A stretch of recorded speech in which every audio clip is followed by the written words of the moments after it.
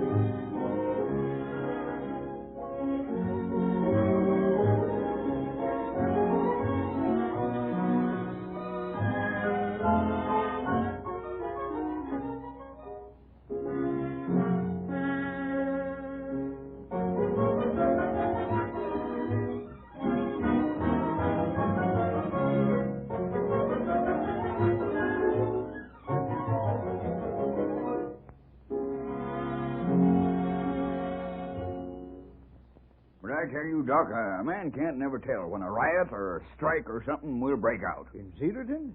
Phil Benson, you're crazy. Well, maybe I am. No, I ain't neither crazy. You know as well as I do, it's towns like Cedarton that runs rife with wars and rumors of wars. Man's got to be on the lookout. Oh, yeah, sure. Now open your mouth.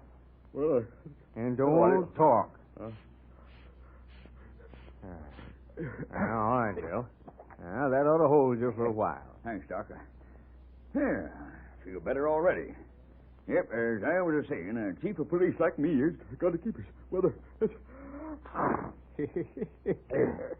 Gosh almighty, Doc. I wonder if that spraying you give me is going to do any good. Sure it'll do you good. But you can't expect miracles. When a man's as careless as you are, Bill, gallivanting around in weather like this, he's got to expect nature to take its course. I suppose so. Here, I'll give you a box of these pellets, too. Now, take one every 15 minutes for 2 hours, then one every hour. All right, thanks, Doc. Just a minute, Bill. Hello? Yes? This is Dr. Adams. Oh, yes. Hello, how are you? Yes, he's here. It's for you, Bill. Huh? For me? Well, why, Gabe Hotchkiss is the only person who knowed I come up here. Well, that's who it is. Go ahead and answer it. Oh, yeah, sure. Hello? Yeah. Just a second, Gabe. Yeah. All right, go ahead. What? Where'd she go? All right. I'll come right down to the station. My gosh, Doc. What's the trouble? Oh, that little Guppy girl's gone run away again. No. Yeah. Her father's down to the station house now. Gabe says he's mighty excited. Been looking for her ever since supper time. Wants me to organize... Yeah, wants me to organize a posse and go out a hunting party for her. What you doing the rest of the evening, Doc? Come along. I'll join the posse if that's what you mean. That's it, Doc. All right. Oh, gosh almighty. If I ever go duck hunting in the rain again, I hope somebody shoots me. They won't have to. You'll die of pneumonia. Oh, now, Doc, you shouldn't ought to have said something.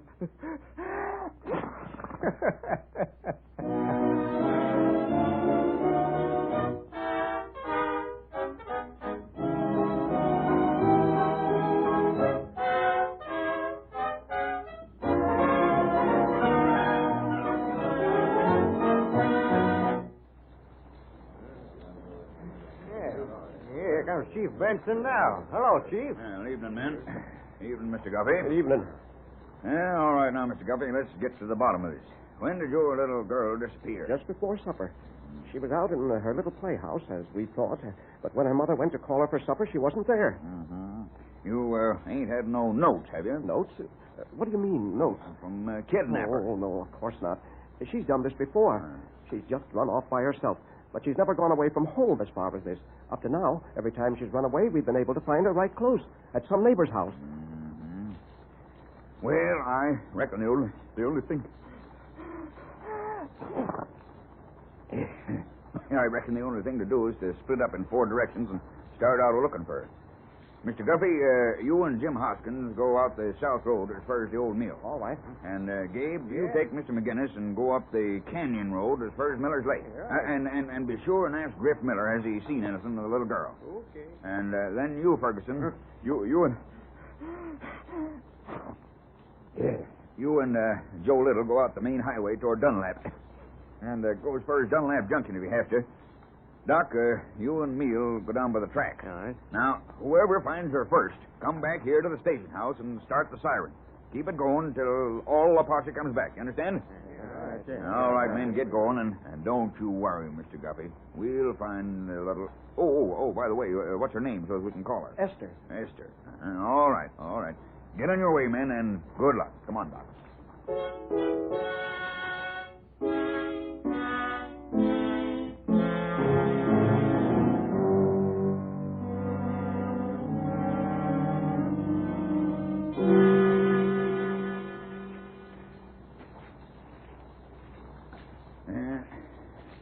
Doc, it's mighty queer to me. What?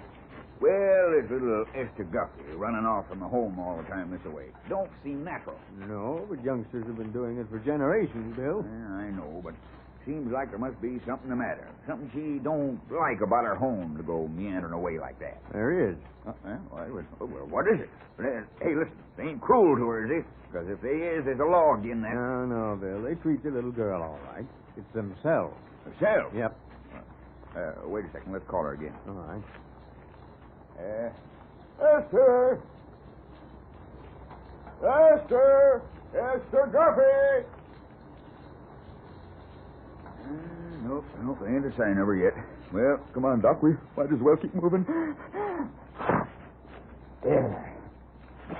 Now, what was we saying?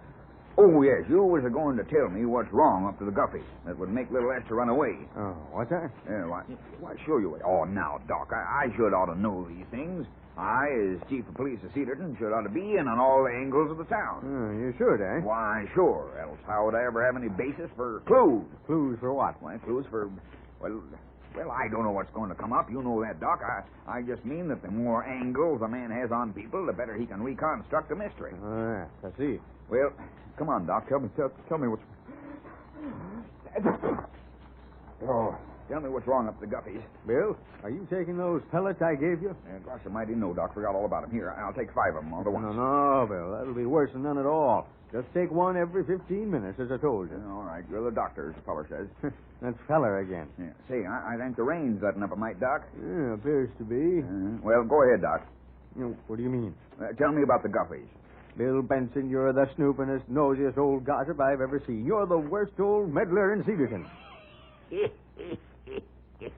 Yep, I guess I am, Doc. Guess I am. But that's what makes me a good chief of police, I reckon. Well, let's call her again, Doc. Esther Guffey! Esther! Nope, nothing yet. Doc, I don't think she could have come all this ways by herself, not that little 5-year-old girl. Well, I don't know, Bill. She might have. We don't want to give up till we hear that siren. Besides, that 820 westbound limit will be pounding through here pretty soon, and I don't aim to get myself all clogged up with cinders and dust. Well, you go back, Bill. I think I'll keep on for a little ways. Huh? Me go back? Well, don't talk crazy, Doc, as long as you... Listen. Yep, there she comes. The 820. She'll be around in Salt Mountain right now. Be here in about 5 minutes. And there's the canyon trestle right ahead of us. Well, now let's stand over in that... Bill, look. Huh? What's the matter? What do you see, Doc? Out there on the trestle. The moon just came out a little then, and I think... Yeah, it is. Huh? By gosh, I see her now, Doc. It's a little Guffey girl. Come on. No, wait, Doc. Listen, you can't get out there on that trestle and get back again before the 820 comes in. You can't do it, Doc. Oh, yes, I can, and I'm going to do it. No. Esther Guffey, you stay right there where you are. Don't move till I get... No, Doc, no. Tell her to run towards you. Never get caught in the ties. Oh, no. Stay right there, Esther. Oh, my gosh. Doc can't make it. There comes the 820 just round in the bend. Doc Adams, you come back here. As chief of police of Cedarton. Oh, you can't hear me. Oh, you'll never make it. Well, he's got a hold of her. But he can't get back aboard that train. Gosh almighty, he's done.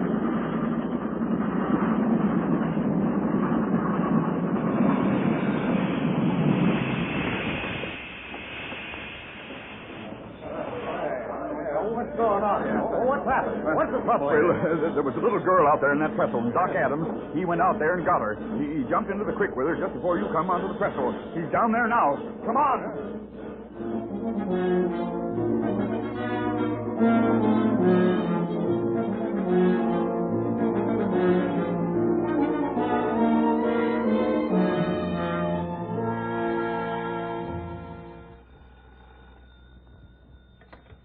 Hello? Yes? Oh, hello, Lou. No, I'm all right.